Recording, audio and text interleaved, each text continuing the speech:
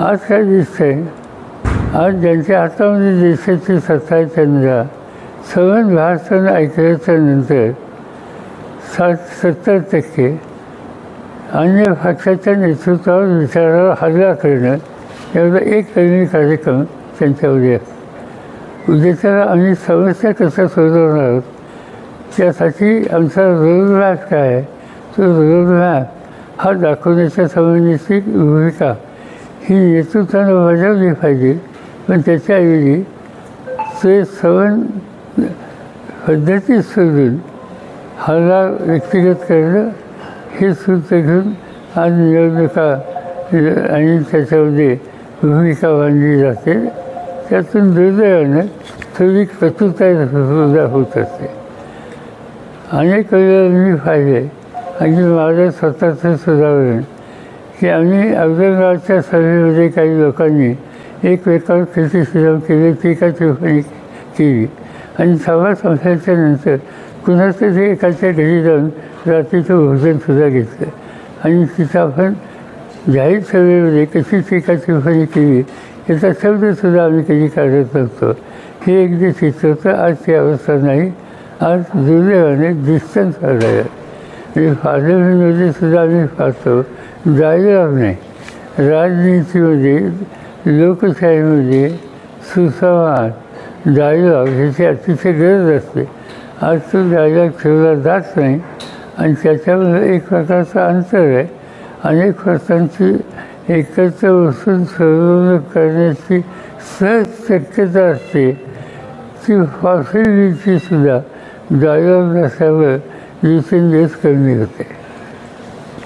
अनुभव असा सांगितला जातो की तुम्ही जेव्हा विधानसभेची पहिली निवडणूक लढवली त्यावेळेला तुम्हाला फक्त 12,000 रुपयांचा खर्च आला होता आणि तो सुद्धा जनतेने करून दिला होता. आणि आज जर बघितलं तर 12,000 कोटींचे इलेक्ट्रॉनिक बॉन्डचा घोटाळा सुद्धा समोर आला. निवडणूक खर्च होत प्रचंड. म्हणजे विचार करून लोकसभेची पहिली निवडणूक लढवली तेव्हा माझा खर्च 4 लाख रुपये होता लोकसभेचा. आणि विधानसभेची पहिली निवडणूक लढवली 56 वर्षापूर्वी तेव्हा माझा खर्च काहीतरी 11-12 हजार याच्या आसपास होतं. आणि त्याच्यामध्ये सुद्धा लोक स्वतःचा पुढाकार घेऊन त्या निवडणुकीमध्ये उतरत असत. आता ते तिथे सगळं बदललेलं आहे. त्याच्यात एक गोष्ट खरी आहे की आता साधनं ही वाढली, त्याच्यावर अप्रोच वाढला आणि त्याच्यावर थोडी कॉस्टही वाढली. पण ही कॉस्टसुद्धा एक सीमित होती. आज ही सीमा राहिलेली नाही. आणि त्याच्यामुळे ज्याच्या हातात सरकार आहे, सत्ता आहे, ते कोणत्या मार्गाने हे मी सांगू शकत नाही. पण ते रिसोर्सेस उभे करतात आणि त्या ताकदीवर ते सगळं निवडणूक यंत्रणा त्या हातामध्ये घ्यायचा प्रयत्न करतात असं दिसतं.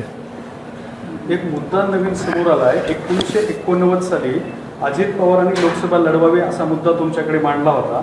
तर त्यावेळेला तुम्ही अजितला दिल्लीला जाऊ द्या आणि मी काठेवाडीला जातो शेती करायला असं म्हटलं होतं. असं नाही, खरं नाही. निवडणुकीचे उभे राहिल्याची गोष्ट खरी आहे. आणि त्याच्यानंतर निवडणूक झाल्यावर ते निवडून आले. मी होतो विधानसभेमध्ये. त्यावेळेच्या नेतृत्वाने मला केंद्र सरकारमध्ये जॉईन हवं असं सुचवलं. संरक्षण खात्याची जबाबदारी तर ती मी स्वीकारली. त्यावेळेला ती जी व्हेकन्सी झाली ती अजित पवारांची झाली. माझी जी व्हेकन्सी झाली त्या व्हेकन्सीवर ते गेले. त्यांनी आज भाषणामध्ये आणखी एक आरोप केला आहे की एका मोठ्या उद्योगपतीच्या घरी भाजपसोबत जाण्यासाठी तुमची, अमित शहांची, देवेंद्र फडणवीसांची अशी बैठक झाली होती. त्यात तुम्ही राजीही झाला होतात आणि नंतर मुंबईला आल्याच्या नंतर तुम्ही भूमिका प्रश्न असा आहे की डिस्कशन हे होत असतं, कुठं भेटते ते असतं. शेवटी निर्णय महत्त्वाचा असतो. निर्णय काय? निर्णय मी काय भाजपकडून गेलेलं नाही. उद्या कोणी सुचवू शकतात, तुम्ही सुचवू शकतात, आणखी कोणी पण याचा अर्थ सुचवलं म्हणजे स्वीकारलं नाही. आणि त्यामुळे ही चर्चा किंवा अशा वेगवेगळ्या विषयावर चर्चा ही होत असे. पण अंतिम निर्णय काय हा महत्त्वाचा आहे. आणि अंतिम निर्णय मी सांगितलं, आम्ही आमचा रस्ता सोडलेला नाही. ही बैठक अदानींच्या घरी झाली होती असा काही जण दावा करतात. नाही. त्यात काही तथ्य आहे? नाही, मला माहीत नाही. अजित पवारांनी आणखी एक मुद्दा मांडला आहे की 2014 साली ज्यावेळेला शिवसेना आणि भाजपचं सरकार बनू शकत नव्हतं त्यावेळेला तुम्ही भाजपला बिनशर्त पाठिंबा देऊ केला होता. ही सुरुवात तिथून झाली असं त्यांचं म्हणणं आहे. त्यांना कळलं नाही ती गोष्ट. असं आहे की काही झालं तर आम्हाला सेना आणि भाजप एकत्र येऊन द्यायचा नव्हता आणि ते एकत्र येऊन न देण्यासाठी मी जर काही गोष्टी बोललो पण शेवटी आम्ही केलं का हा महत्त्वाचा आहे. शेवटी आम्ही हे दोन घटक दूर होतील याची काळजी घेतली आणि ते झाले. ही राजकीय खेळी होती तुमची त्यावेळेची. हे आता ज्याला समजतं ते. आदित्य ठाकरेला मुख्यमंत्री करून मी स्वतः दिल्लीत जातो अशा प्रकारचं उद्धव ठाकरेला फडणवीस म्हटले होते. उद्धव ठाकरेंनी काय आदित्य ठाकरेंना मी मुख्यमंत्री पदासाठी तयार करतो आणि मी स्वतः दिल्लीत जातो असं फडणवीस ठाकरेंना म्हणाले होते. फडणवीसांचं माहिती नाही काय बोलले पण मी ठाकरेंच्याकडनं असं कधी ऐकलं नाही. त्या दोघांच्याची चर्चा काय मी कसं सांगू शकेल. मराठवाड्याचा विकास म्हणजे महाविकास आघाडीच्या काळातच रखडला असं पंतप्रधानांचं आजचं उद्गार आहे. मराठवाड्यामध्ये दुष्काळी पट्ट्यात खूप वेळेस फिरलेला तिथे. प्रधानमंत्री 10 वर्ष प्रधानमंत्री आहेत. त्यांनी काय केलं ते सांगावं ना. जे सत्तेत नाही त्यांनी हे असं केलं सांगण्यात काय. त्यांच्या हातात राज्याची सत्ता आहे, त्यांच्या हातात देशाची सत्ता आहे. जसं ते अमित शहा म्हणतात की गेल्या 10 वर्षात शरद पवारांनी काय केलं ह्याचा हिशोब द्यावा. म्हणजे ते नेहमी सांगतात 14 ते 24 होते ते सत्तेवर मी नाही. मी अपोजिशनमध्ये आहे आणि ते हिशोब मला वाटतात त्यांची जबाबदारी ते सांगत नाही. सध्या त्यांच्याकडून ठासून दावा केला जातोय की देशामध्ये 400 पार आणि राज्यात 45 पार. स्थिती काय दिसते तुम्हाला आता फिरायला लागली? ते बघूया आता काय होतं. खरं माझं हे जो ठासून दावा करतात तो थोडा कमी आहे.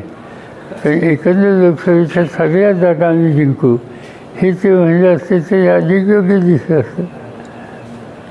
तुमचे यापूर्वीचे अनेक भाग तिथे बऱ्यापैकी खरे ठरलेले आहे. आपलं काही असा आकडा महाविकास आघाडीचा काही अंदाज तर का आहे? आणि आता आम्ही अजून फॉर्म भरतो. इथं फॉर्म भरलं काय झालं इथं भरलं. अनेक ठिकाणी फॉर्म भरत आहेत.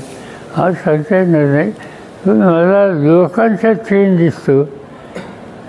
आत्ता जे सत्ताधारी आहेत त्यांच्याबद्दलची तीव्र नाराजी ती शेतकऱ्यांच्यामध्ये दिसते, ती तरुणांच्या दिसते, समाजाच्या लहान घटकांच्यामध्ये दिसते आणि ते उद्या मतदानामध्ये इफेक्ट होईल असं दिसतं. म्हणजे काही ठिकाणी तीव्रता इतकी आहे की आता नागालँड नाही कोणतं राज्य तिथे काल मतदान झालं त्याच्यात 6 जिल्ह्यामध्ये एकही मत लोकांनी दिले. एकही मत अशी काल बातमी होती.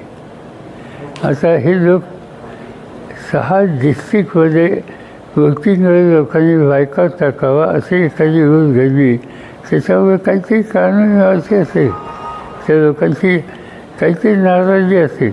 आज ते घडते असं वृत्त छापून येतं आहे आणि हे सत्य असेल तर नाराजी कोणत्या टोकापर्यंतची आहे हे स्पष्ट होतं. DD न्यूज ही सरकारी वाहिनी आहे. त्या DD न्यूजचा लोगो पूर्वी निळ्या आणि पांढऱ्या रंगाचा होता तर तो आता पूर्ण भगव्या रंगाचा करणार. असं अनेक ठिकाणी भगवकरण हे सहज बघायला मिळते आणि प्रत्येक गोष्टीत सरकार करत तो अँगल निर्देशावर ठेवून काहीतरी सजेस्ट करायचा प्रयत्न करतात. यंत्रणेचा वापर करत असतात आणि तो तुम्ही म्हणता ते न्यूज आहे या इतर ठिकाणी अनेक ठिकाणी. काही संस्था तुमच्या जन्माच्या अगोदर सुद्धा त्या प्रसिद्ध होत्या किंवा क्रियाशील होत्या मात्र त्याचं श्रेय देखील आज हे तुम्हाला दिलं जातं असं अजित पवारांचं म्हणणं आहे. सगळंच साहेबांनी केलं तर मी काय केलं निर्णय कधी घेतले. त्या ज्या संस्था आहेत त्या कधी स्थापन झाल्या त्याची एक साल बघावं आणि त्या सालमध्ये कोण किती वर्षाचा होतं त्याचं कॅल्क्युलेशन केलं तर त्याचं उत्तर मिळेल. मी काही त्याचं कारण नाही. रामलला बालराम आहेत आणि त्या बाजूला सीतामातेचं मंदिर कसं असू शकतं असं देवेंद्र फडणवीस म्हणाले. हे मला समजलं नाही काय. म्हणजे रामाची मूर्ती त्यावेळी लहानपणीची आहे, म्हणजे बाल अवस्थेतली आहे ती मूर्ती, त्याच्यामुळे त्याच ठिकाणी सीतामातेचं मंदिर असू शकत नाही असं फडणवीसांचं म्हणणं आहे. मला माहीत नाही, माझा काही आग्रह नाही त्याच्यात. फक्त एका सभेमध्ये एका महिलेनं हा फक्त मला विचारला की तुम्ही सीतेच्या संबंधीचं उदात्तीकरण का करत नाही. करताना दोघांचा करा असा एका भगिनीने प्रश्न विचारला. हा काही माझं मत नाही किंवा माझं काही नीती नाही, आणि तो माझ्यावरती इतका सिरियस विषय नाही की त्याची चर्चा व्हावी. एबीपी माझा, उघडा डोळे बघा नीट.